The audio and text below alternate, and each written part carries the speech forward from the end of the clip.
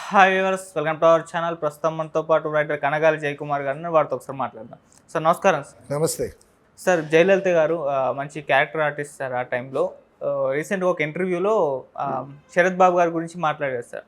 శరత్ బాబు గారితో పెళ్ళైంది, చాలా యాత్రలు చేశాము, కానీ ఆయన ఏమి ఇవ్వలేదు అన్నట్టుగా మాట్లాడారు. అంటే ఆయన ఎవరికి ఏమి ఇవ్వరు, ఎవరి దగ్గర నుంచి ఏమి తీసుకోరు, అటువంటి క్యారెక్టర్ ఉన్న వ్యక్తి అని చెప్పేసి మాట్లాడారు. అయితే ఇప్పుడు చాలామంది మాట్లాడుకుంటున్నారు, నిజంగా శరత్ బాబు గారికి జయలలిత గారికి మ్యారేజ్ అయిందా అని చెప్పేసి. మీరు మంచి మిత్రులు కాబట్టి శరత్ బాబు గారికి మీరేం చెప్తారు సార్ దీని గురించి? శరత్ బాబు గారికి ఫస్ట్ మ్యారేజ్ రమాప్రభతో జరిగింది. అవును.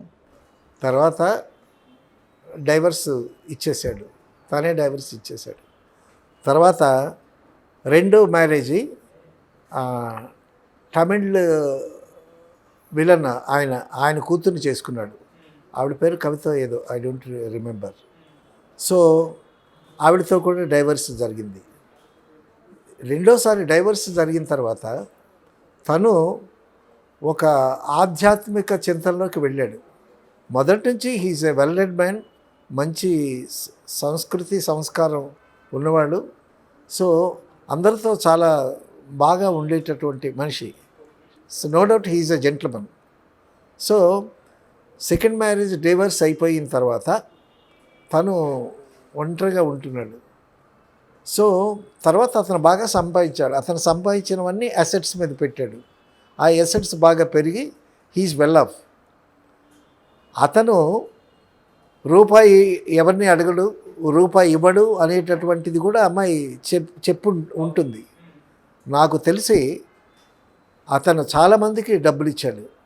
ఒకసారి పరుగున వచ్చి ఆవేశంగా హర్నాథ్ వచ్చి నాకు డబ్బులు కావాలి, నా దగ్గర ఏమీ లేదు, అది ఇది అని అంటే అతను హర్నాథ్కి డబ్బులు ఇచ్చాడు.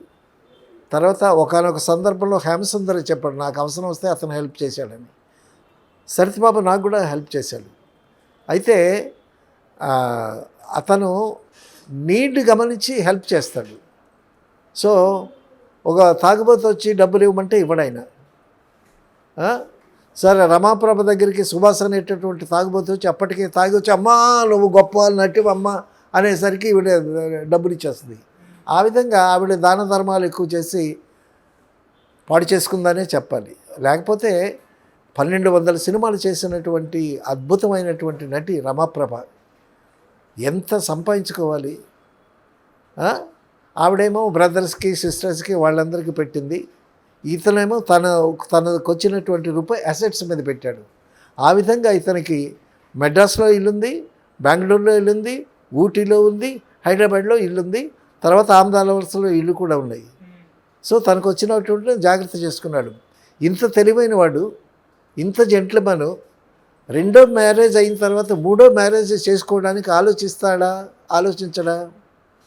నేను ఒకసారి అన్నాను శరత్ బాబుతో, పాపం శరత్ బాబు ఒంటరిగా ఉన్నాడన్న ఫ్రెండే కదా, మీరు ఒంటరిగా ఉన్నారు అని అన్నాను నేను. అనంటే నేను ఒంటరిగా లేను, ఏకాంతంగా ఉన్నాను అన్నాడు. ఏకాంత లేకపోతే ఏకాంతమే కదా అన్నాను నేను. అది మేము చెప్పుకుని సరదాగా నవ్వుకుంటూ ఉంటాం. సో ఒక రోజున శరత్ బాబు నేను గుంటూరులో ఉంటుండగా ఫోన్ చేశాడు. ఏమని? గుంటూరుకి కోటప్పకొండకి ఎంత దూరం ఉంటుంది, గుంటూరుకి మంగళగిరికి ఎంత దూరం ఉంటుంది అని అడిగాడు. ఎందుకన్నాను నేను వస్తున్నాను, మన ఇద్దరం కలిసి ఆ కోటప్పకొండకి మంగళగిరి అక్కడికి టెంపుల్స్కి వెళ్ళాలని అనుకుంటున్నాను అని అన్నాడు. సో వన్ ఫైన్ మార్నింగ్ అతను చెప్పినటువంటి డేట్కి నేను వెయిట్ చేస్తున్నాను. శరత్ బాబు దగ్గర నుంచి కాల్ వస్తుంది, నేను ఫాలో అవ్వాలని. తర్వాత తెలిసింది ఏంటంటే ఈ జయలలిత శరత్ బాబు కలిసి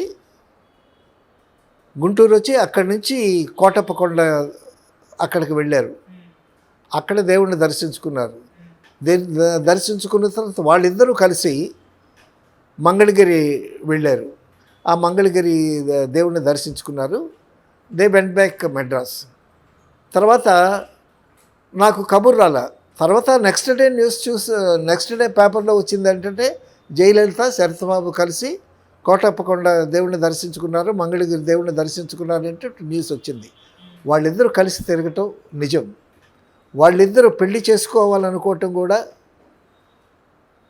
నిజమై ఉండొచ్చు ఈవిడ చెప్పిన దాన్ని బట్టి. అయితే జయలలితతో కలిసి ఈ యాత్ర చేశాడు కాబట్టి అతను పెళ్లి చేసుకుందాం అనుకునే ఉంటాడు. అయితే మూడో పెళ్లి చేసుకున్నందువల్ల రిప్రికషన్స్ ఎలా ఉంటాయి అనేటటువంటి విషయం ఆలోచించాడు. అప్పటికే 200 కోట్లు అతను సంపాదన. అతను దాచుకున్న డబ్బులు బాగా పెరిగి మెడ్రాస్ మౌంట్ రోడ్లో షాప్స్ ఉన్నాయి అతనికి. రెంట్లే బాగా ఉంటాయి. తర్వాత నంబియార్ కూతుర్ని చేసుకున్నాడు, సెకండ్ మ్యారేజ్. కవిత అనుకుంటా అమ్మాయి పేరు. ఆ అమ్మాయిని చేసుకున్న తర్వాత అమ్మాయికి ఆల్రెడీ ఒక కొడుకున్నాడు. కొడుకుంటే బెంగళూరులో షాపుల్లో పెని అతనికి మంచి బిజినెస్ అప్పచెప్పి అతని పెళ్లి కూడా ఇతని సొంత ఖర్చులతో డబ్బులతో చాలా ఘనంగా చేశాడు. So no doubt he's a gentleman. Industry మొత్తం తెలుసు అతనికి. అతనికి మంచి మంచి ఫ్రెండ్స్ ఉన్నారు. రంగనాథ్ కానీ, సుమన్ కానీ, హేమసుందర్ కానీ చాలామంది మంచి ఫ్రెండ్స్ ఉన్నారు. అతనంటే చాలామందికి చాలా మంచి అభిప్రాయం ఉంది. అయితే వీళ్ళు కలిసి తిరగచ్చు, పెళ్లి చేసుకుందామని అనుకుని ఉండొచ్చు, కానీ పెళ్లి మాత్రం జరగలేదు. సో పెళ్ళి జరుగుంటే మరి లీగల్ హెయిర్ ఈవిడవుతుంది కదా, భర్త ఆస్తంతా ఈవిడికి రావాలి కదా. మరి ఆమదాల వలస నుంచి అక్కడి నుంచి వాళ్ళ బ్రదర్స్ సిస్టర్స్ అందరూ వచ్చి వాళ్ళు ఆ ప్రాపర్టీస్ స్వాధీనం ఎందుకు చేసుకున్నారు? పెళ్ళి అనేది మూడో పెళ్ళి జరగలేదు సరిత్ బాబుకి. ఎందుకంటే ఆలోచించే ఆయన నిర్ణయానికి వచ్చాడు. ఒకవేళ పెళ్లి చేసుకుందాం అనేటటువంటి ఆలోచన అతను కలిగిన మళ్ళా సెకండ్ థాట్కి వెళ్ళాడు. ఇప్పుడు భర్త సంపాదన అంతా భార్యకే వస్తుంది కదా. మరి వాళ్ళ బ్రదర్స్ సిస్టర్స్ చాలా పెద్ద ఫ్యామిలీ అది. ఒక బెంగళూరులో ఒక సిస్టర్ ఉంది. ఆ సిస్టర్ కూతురికి ఆ సిస్టర్ కూతురికి దగ్గరుండి పెళ్ళిళ్ళు చేశాడు. వాళ్ళ అన్నదమ్ములకి, అప్పచెల్లెళ్ళ పిల్లలకి అందరికీ ఆస్తులు పంచాడు. సో పెళ్లి చేసుకుంటే ఈవిడ లీగల్ హెయిర్ అవుతుంది. ఇతని స్వార్జితం ఇది. స్వార్జితం ఎవరికి వెళ్ళాలి? భార్యకే వెళ్ళాలి. సో ఈవిడికి ఆస్తి సంక్రమించలేదు కాబట్టి ఈవిడ పెళ్లి చేసుకున్నామని చెప్పినా, ఒక పిల్లాన్ని కందామనుకున్న ప్లాన్ చేసుకున్నా, she is not a legal wife. Okay sir, పెళ్ళి చేసుకోవాలనుకున్నారు కానీ సినీ ప్రముఖులే కొంతమంది అడ్డుపడ్డారు అన్నట్టుగా కూడా ఆమె చెప్పడం చూస్తున్నాం సార్. అంటే ఎవరు సార్ సినీ ప్రముఖులు అయి ఉంటారు? ఇక్కడ ఒక విషయం చెప్పాలి. ఒకసారి సరిత్ బాబు షూటింగ్కి వెళ్తున్నాడు, నైట్ షూటింగ్కి వెళదాము రా అన్నాడు. షూటింగ్కి వెళదాము రా అనేసరికి సరే అని నేను ముందు రానన్నాను. లేదు శోభన్ బాబు గారు వస్తున్నారు రా అన్నాడు. సరే శోభన్ బాబు గారితో నాకు సినిమాలు చేస్తున్నాను, పరిచయం ఉంది, అన్నగారు అంటాను. సరే ఒకసారి వెళ్ళి నమస్కారం అండి అన్నగారు అని పలకరిద్దామని కారులో వెళ్ళాను. సరిత్ బాబు నేను కారులో వెళుతుంటే సరిత్ బాబు నాకు విషయం చెప్పాడు. నువ్వు శోభన్ బాబు గారితో మాట్లాడి పక్కకు వచ్చేసిన తర్వాత నేను శోభన్ బాబుతో పర్సనల్గా మాట్లాడాలి అన్నాడు. సరే వెళ్ళి శోభన్ బాబు గారికి అన్నగారు నమస్కారం అండి అన్నాను. ఏం చేస్తున్నావు తమ్ముడు అని అన్నాడు. అన్న తర్వాత నేను పక్కకు వచ్చాను. తర్వాత సరిత్ బాబు శోభన్ బాబుతో పర్సనల్గా మాట్లాడాడు. తిరిగి కారులో వచ్చేటప్పుడు సరిత్ బాబు చెప్పాడు ఏమని, నేను రమాపురమని వదిలేయాలనుకుంటున్నాను అని శరత్ బాబు శోభన్ బాబు గారితో చెప్పాడంట. శోభన్ బాబు బళ్ళు నవ్వాడంట.